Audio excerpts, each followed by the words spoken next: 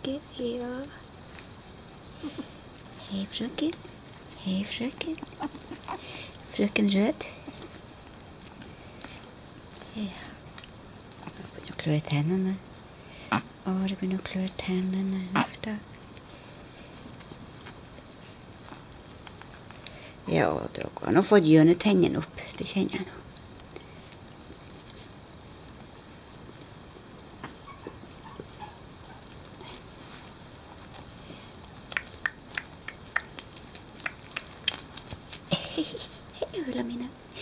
Wilhelmina, ja. Hei, skal du til Sverige, kanskje? Oi, oi, oi. Oi, oi, oi. Og nye mor kommer og henter deg. Ja. Jeg kjører han, kanskje. Ja.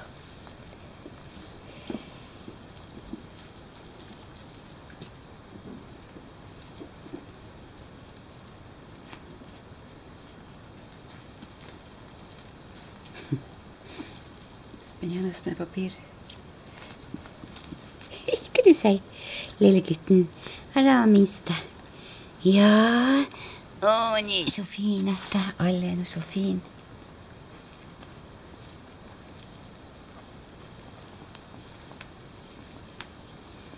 Kom du, lille frøken. Ja. Vi må se på deg, vet du. Veldig fin kropp på der. Passelig stor. Ja, hei du.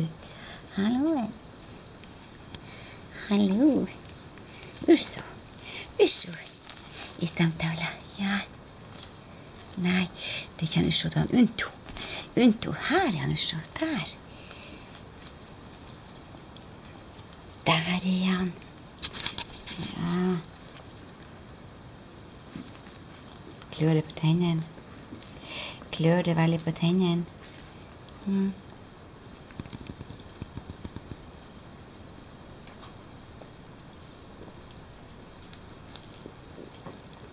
Wilhelmina. Hei, så fin jenta. Skal vi se på den? Skal vi se. Sånn. Der er du. Hva du liker å lage for? Her.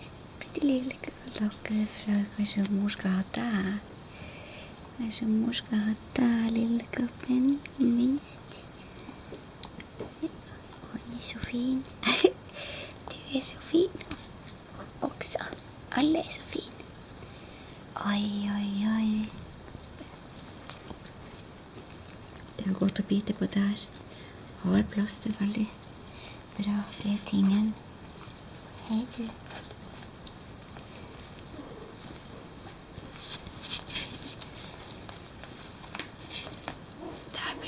Virkelig å slite i.